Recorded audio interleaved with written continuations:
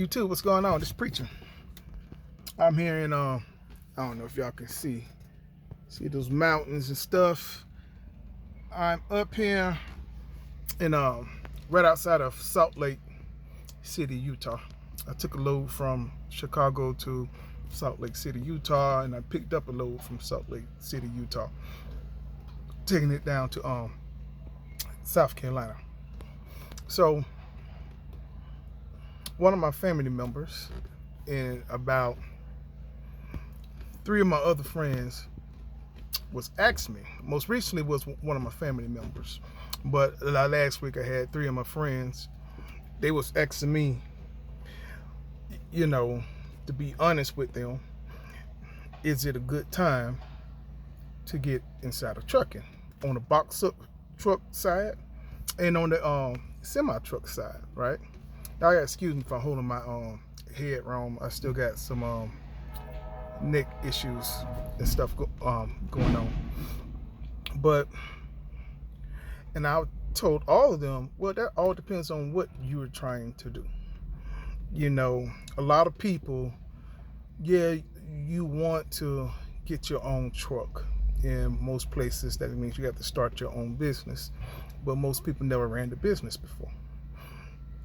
So we're going to keep it straight up now. I'm keeping it straight up with you. And if you never ran the business before, you don't know what to expect in a business because you never did it before, right? And a lot of truckers think because they can drive a truck and bump a dock that they can run a business. And when they start facing business challenges, they don't know how to react and they don't know how to handle it because they never ran a business. They've never been a manager before, a lot of people. But they think because you can drive a truck, hey, I want my own truck, I want to do my own business. Yeah, but it's still a business. You looking at, the trucking side because you can drive the truck and you can bump a dock. But you're not looking at the business side of the operation. And if y'all looked at some of my previous videos, before I got started, I spent $1,000 on a business consultant, and then I spent $1,000 on a business lawyer. And they were all charging basically $250 an hour. That's how I came up to $1,000, 4 hours. And with those, I went over all my plans, my desires, my long-term goals, short-term goals, where I want to try to be at within 5 years, and these people that has knowledge with the trucking industry. Okay, and yeah, that $2,000, it was an investment, but I talked to people who on the business side, not on the trucking side, on the business side that knows these numbers and know what the trucking industry is and deal with the trucking industry with lawsuits, the whole 9 yards, right? I spent that money up front to go over my business plan with them. You can develop a business plan, but just because you develop a business plan, is the right business plan for you and what you're trying to do? Or are you saying that this is what you want to do? It's a difference between what you want to do, what you're going to try to do, and what you need to do. Totally different things now, okay? And a lot of people go to YouTube University, which is good. I'm not saying I learned a lot of stuff from people, and I listen to a lot of other truckers. I learn from their mistakes. I learn from their wins. You learn from both, right? And then I never started my business trying to model somebody else's business because they don't stay where I stay. Their situation is not my situation. Their financial needs is not my financial needs. So I can't model my business after somebody else. I can see how they modeled their business to fit them, and is it working for them? But I cannot model my business after somebody else's business because that's what worked for them in that particular area where they stay at. All y'all know I stay in Florida, and everybody know what they say about Florida, right? In the Florida race, right? Yeah, but I'm still going, right? I'm still making money, right? Because my business model was based off of where I stay at in my conditions and what I'm trying to do, the areas that I want to run in. Okay, and because of how the market just was, It is. That's part of business, y'all. That's part of business. And that's what I try to tell people, listen, that's part of business. You can cry, you can complain, you can whine, we can fuss, we can do everything about brokers transparency, rates, fuel, we can, till we blue in the face, right? But guess what? You still got to deal with them. They're talking about these high fuel prices, right?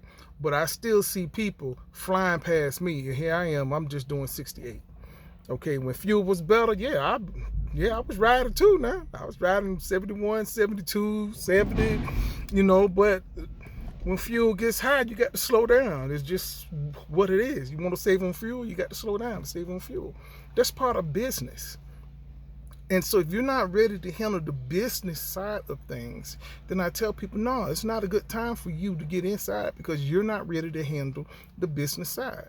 And being ready to handle business side, it's not like, okay, I'm going to get in here, I'm going to do it. No, are you mentally ready to handle the business side when you start facing these ups and downs? Do you have the knowledge, or do you know somebody that can help you when your business is starting to face some things and these stuff? You're not getting the rates that you want. Y'all see big trucking companies shutting down all the time, right? For years. I've been doing this for 7 years since I had my license, right? So you've been seeing big trucking companies shut down. A lot of them put all their eggs inside of one basket. So I'm learning from the big companies all the way down to that one truck operator. What did they do wrong? So I don't do those particular things, right? Some people be like, they would get their authority once they're able to secure a contract, right? Before I started, I secured a contract. And I had a contract. And every year I have that same contract. And then from May to September, nothing goes on. So I have to find loads to work the spot market. But I had a contract. And the only thing I was finding was backhauls to get me back to my contracted freight. Okay, was it the best price at that time? Yes, it was the best price. But when the spot market took off, compared to what you can get on the spot market, compared to what I was getting on my contracted freight rate, no, the spot market was better. But you know what? I was in a contract. Can't go nowhere. I only got one truck at that time. So that's why when I tell people, listen, you keep asking, is it a good time to get in trucking? People are going to tell you from their own perspective, is it a good time to get in trucking? They're not thinking from your perspective when you ask them, is there a good time to get in trucking? They're not.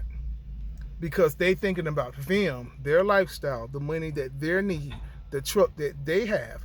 Do I like this Cascadia? Is this my truck? No.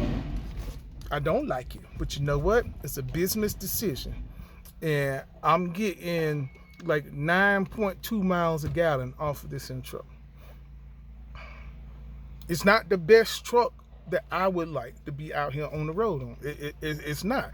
But you know what? It's the right truck for my business because of the fuel savings. It's the right truck for my business because of the fuel savings. All right. It's a business decision. Like I say, so many people put their feelings into a business decision. Well, business is business and feelings is feelings. Are you going to make the business decisions? We can keep crying and complaining about brokers, but you know what the answer is? Go out and get your own contracts. It's a simple answer. You don't want to deal with brokers, what they're giving you, go out and get your own contracts. It's just that simple. Negotiate your own rates with your own shippers, right? We say, well, I ain't going to say we because I don't say this because I'm a business person. I'm not finna tell another man how to program. How they program is them. I'm not going to tell somebody else how to run their business. Okay, so broker, they running their business. They got to make money too because they know there's some unknowledgeable truckers out there that's going to book loads for cheap. They know that. It's people, look how many trucks is getting into the game every single month. Getting their authority, new authorities coming in. How many truckers who don't have experience but want to get their own truck? So many places now you can be a lease operator for just 6 months of experience, 4 months of experience. They don't have enough knowledge out there to know what is a good rate. So when a brokerage is saying, hey, everybody is, I've been booking this loads for this for the last month, they be like, well, okay. Well, no, it ain't okay. That's not the load for me. I move on. That's it. I move on. Some people don't have patience in this game. And sometimes you got to build a relationship with these brokers that you're going to be using. You know you're going to be using these brokers, right? So if a broker gives me a reasonable price, it may not be the price that I want. I may take that reasonable price because I'm trying to build a relationship. Me and this broker talking, right? You know, y'all seen people who book loads who looking at me, listening to me. Y'all, soon as you start saying some stuff, they just hang up on you, right? Boom. Don't even want to talk to you. Boom. You're like, oh no, man, I can't do it for that. Click. They just hang up on you, right? That's not the broker that you want to start a relationship with. When you call a broker and you be like, nah, I can't do it for that. Well, what do you need to do this unload? Okay, now we are establishing a dialogue between each other, right? I'm going to write this broker name down because we trying to work out, he's trying to work out this in particular load with me. So now we got a dialogue going on, right? And then we come to an agreement that's suitable for me. Then I know when I call this guy again, he's going to remember me. He's going to remember my manualism, if that's a word, with him, you know, because we then created a dialogue. Now we talking back and forth. Some of the brokers, I've been using the same broker since I got out here. Right? So you establish relationships with them. So now when I book loads with them, they know automatically I'm not going to go under a certain amount of money. So our starting price is always at my minimum. They already know when they contact me through the emails and texts, they already know my minimum amount per mile. And he always starts at that minimum. And then now we're going to negotiate from my minimum up. Where can we go with that? You know, so that's why I don't have no problems. You know, that's exactly why I don't have no problems. You know, so sometimes I tell people, listen, get with you somebody who's going to tell you the truth. And yes, the truth hurts. Nobody don't want their feelings hurt no more. Everybody wants to hear what they want to hear. Nobody don't want the truth. If I tell you that, no, what you're doing does not make financial sense, you ask me, well, why does it make financial sense? Because it's going to put you in an area where you're going to have to deadhead almost 250 miles out of a particular area. And then when you look at the rates in that area, they know that a lot of people is coming to that area because there's nothing on. So why go to a particular area when you know coming out of that area, it's going to be under your minimum amount? Sometimes you have to do a load at your minimum allowed to get you to another load that's actually is going to pay you the money. I have done that plenty of times. I done took a load for my minimum because it's got me to another load that I'm trying to get to that's at $3.06 a mile, $3.10 a mile. But I had to take that $1.80 mile per mile load to get me to that other load that was going to be at $3. Then I'm looking at the fuel in that area. Okay, I'm going from an area where the fuel is $4.20 down to an area that is $3.20. I'm saving $1 per gallon. So now I'm going to be in an area where I'm saving $1 per gallon. I'm going to be at over $3 a mile, but I had to take my minimum amount to get me to that particular area. And now I'm not going to take a load I'm going to have to keep for 2-3 days at my minimum. No, my minimum gets me to the area I need to be in one day and offload that one day. A little 400 or 500 mile trip, maybe 600 mile trip. So that way I pick it up one day, I'm offloading at 7-8 o'clock in the morning, and now I'm picking up another load. And it was at my minimum. So now between those two loads, my average is way over $2.15, $2.20 a mile now. Between those two loads and all those miles, I'm averaging more than what I need. And that's what I'm saying. Like, yeah, every load is not going to be a good load when you're out here. But when you're trying to explain that to people, they don't want to hear that. They don't. They don't want to hear that. You try to tell this goes by the average. You think restaurants is packed every single night? No, they got those nights where they barely have any customers. Like I said, I was a chef before. So our Mondays and Tuesdays was our slowest days. Sundays was okay. Thursdays was okay. Wednesdays was hit or miss. But Fridays and Saturdays always was busy. So at the end of the week, we was meeting our goal because your business is not based on every single day. Your business is based on your profits. So if you get paid every single week, how much money did you profit once everything was done on your settlement, right? If you have your own authority, right, you get paid after every single load. Yeah, you get that, but that's not how you run your business. Now for taxes, you paying taxes quarterly, right? So you doing monthly statements and how much did you profit for the month, but you're doing declining budgets throughout the week to make sure you are reaching all your goals. So when you try to teach people business side, they don't want to hear business side.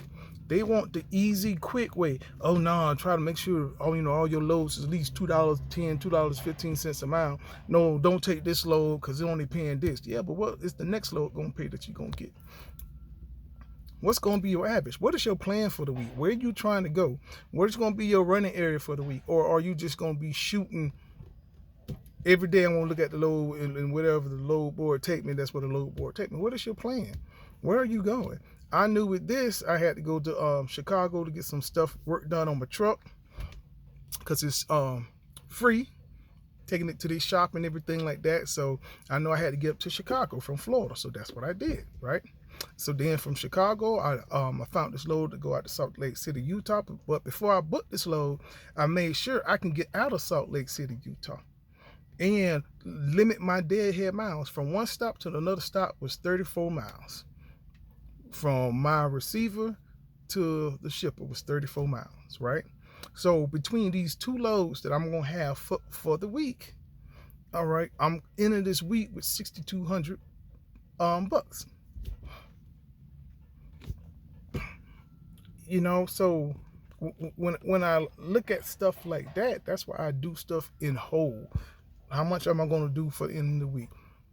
Now, by the end of the week, how much does I spend and what's going to be my profit by the end of the week? Because here we get weekly settlements. But these are the kind of stuff that when you asking somebody, should I get inside of trucking? They should be able to give you some examples of how they do it, how they run, and this is what they're going to be basing what they finna tell you on. Okay, just because somebody say, no, don't get inside of trucking right now. My business is not predicated on somebody else's judgment. It's not. Do I listen to other people? Yes. Okay, the Bible says a wise man seeks counsel. Okay, so I'm not above or below nobody. I'm my own person. I am going to seek out counsel from other people. I got two people that I really talked to about my trucking business, who've been at this thing for over 20 something years, man. I mean, for what, 28, 29 years, something like that. Been a trucker. So I have people that I still talk to about certain things and what they're doing. He has different trailers where he actually switches up for different types times of the year. So what I'm trying to say is stop asking everybody. Okay, stop asking everybody on here. I see it all the time when you get on these here lives. Everybody just asking everybody, and it's the same people asking the same questions to everybody else. Should I? Is it now? Is a good time to get in the truck? It's now. It's this. Well, if we don't really know anything about you, what you trying to do, how you like to run, how many miles do you run in a day? Are you the type that you ain't gonna run more than 500 miles a day? I done heard that from some of these big YouTubers, trucker YouTubers. Oh no, they ain't gonna drive eight hours a day. That's it. They gonna drive 8 hours a day. That's it. And then next thing you know, they keep jumping from company to company, but they trying to tell you how to run their company. But they keep moving from company to company. Okay, How you basing your business off? Oh, I'm not going to drive more than 8 hours a day. Or maybe 9. How you? So you limiting what type of loads you take because you taking loads that fit your criteria. See what I'm saying? This business, all right? Trucking is a business. Listen to business-minded people. All right, man. I'll holler.